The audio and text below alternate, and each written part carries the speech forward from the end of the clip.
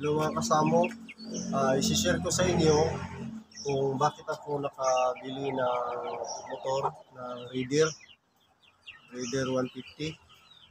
Bring it down, go boom.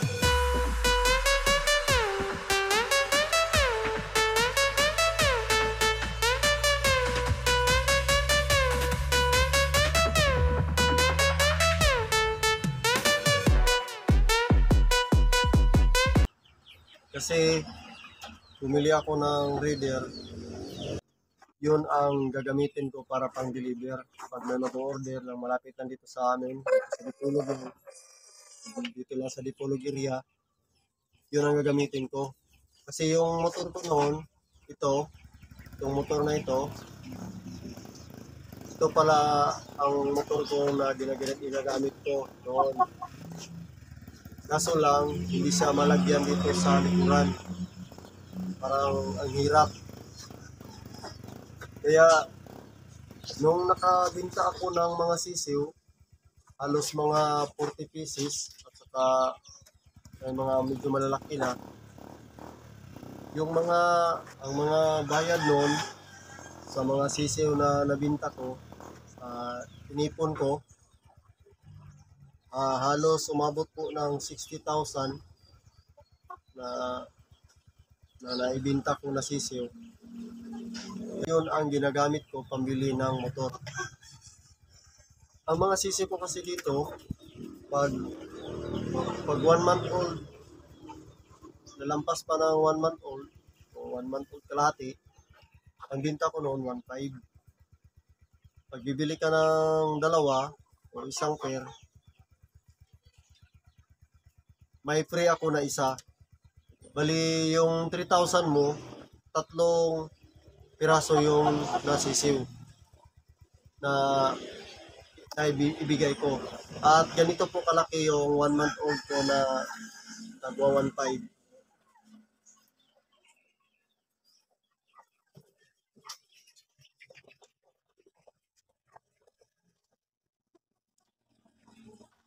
Ganito po kalaki.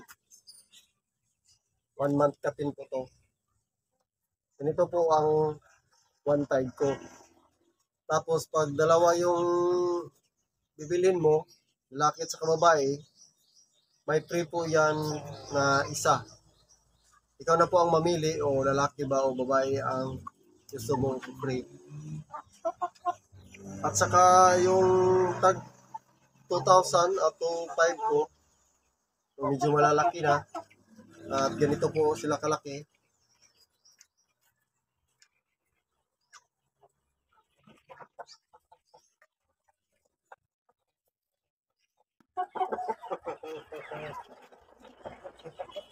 Ito po ang 2.5 na binibinta ko.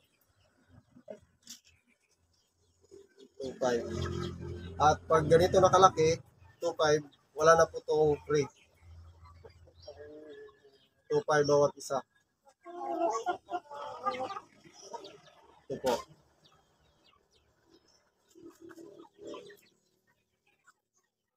At nagdidepende talaga yun sa sa bloodline na binibinta ko.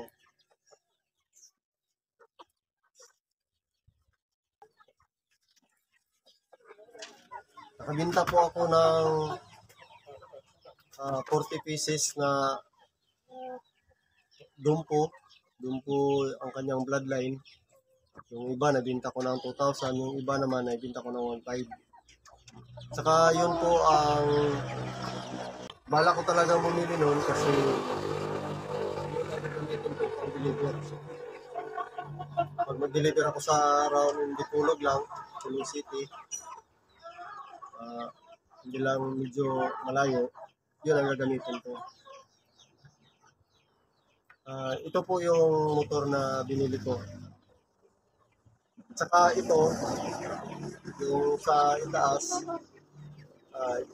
ito po yung motor na noon na ginagamit ko. Sobrang hirap kasi hindi siya malagyan dito sa likuran at saka dito sa harapan. Medyo mahirap talaga. Kaya yun bumili ako. Nakabinta ako ng halos 40 pieces na sisiw.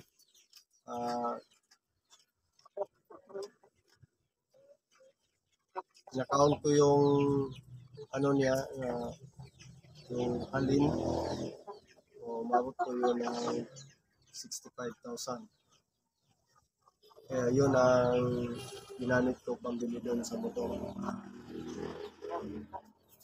Hindi mahirap alagaan ang mga samo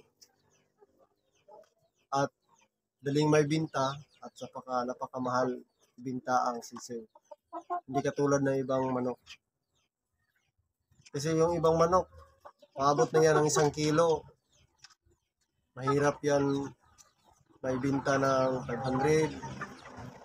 Pero dito sa Samo, pag 1 month old, yung alaga mo, yung sisiw, 1 month old, naghahalaga po yan ng 1.5. At pag tataas pa yan, 2 months, 3 months, yung iba kasi nagbibinta sila ng by month old kasi yan. Pag bumili ka ng month old, 1.5, tapos pag 2 month old, 2.5, saka 3 month old, 3.5. Dagdag na yan ng dagdag ng tag-1,000 bawat month. Yan ang binta nila. Pero sa akin, hindi naman ako masyadong ganun kamahalan pang nagbinta. Kasi gusto ko rin namang marami rin ang nakakaroon. Kasi ang hirap talaga pag gusto mong mag-alaga tapos wala ka masyadong pera. Ang hirap. Kaya para sa mga taong medyo mababa lang yung ano nila, yung pangbili nila, dito makabili kayo. Kasi yung mga alaga kong samo dito, mura lang po.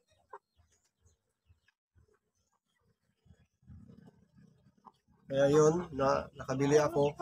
Kasi pag hindi ka kasi lugi pag may lumusot na mga sisiw, tapos naglimlim yung inahin mo. Tapos may sisiw siya na 6. Tapos yung ibang sisiw naman 6. Tapos yung iba naman, kasi ako kasi dito, nagparami ako ng mga babae na samo. Yung lalaki ko dito, 5 lang. 5 lang po yung mga barako ko. Ang pinaparami ko dito, ang mga babae. Kasi gusto ko, may first batch, second batch, tapos yung first batch na babae na naman, may itlog, para patuloy-tuloy ang pag-harvest natin sa ating mga, kung tinitingnan nyo, yung mga breeding pin ko, palaging may mga laman. At saka yung iba, yung dito, yung babae na tanaka natin, pinapakondisyon ko, kasi pag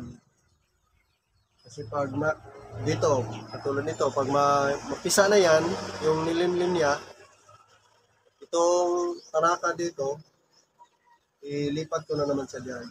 Tapos yung mga may sisiw, dito ko naman ililipat sa dito. At siya doon na naman sa breeding pin. Yun ang ginagawa ko dito sa aking manukan. Kasi pag may 6 kang sisiw, tapos umabot yan ng mga 1 month, 1 month pataas, may binta mo na yan ng 1.5. 1.5. Tapos 6 yan. May 9,000 ka. Tapos dalawa. Pag dalawa yung inahin na ganyan, kasabay. So 12. May 18,000 ka na. Tapos pag may inahin ka na naman, pag bibili ka ng isang sakong pigs, hindi pa yan mauubos yung isang sakong pigs. May maibenta ka na naman. Kasi ang sa akin dito, siguro mga 4 na inahin o 3 inahin ang pinapasabay ko.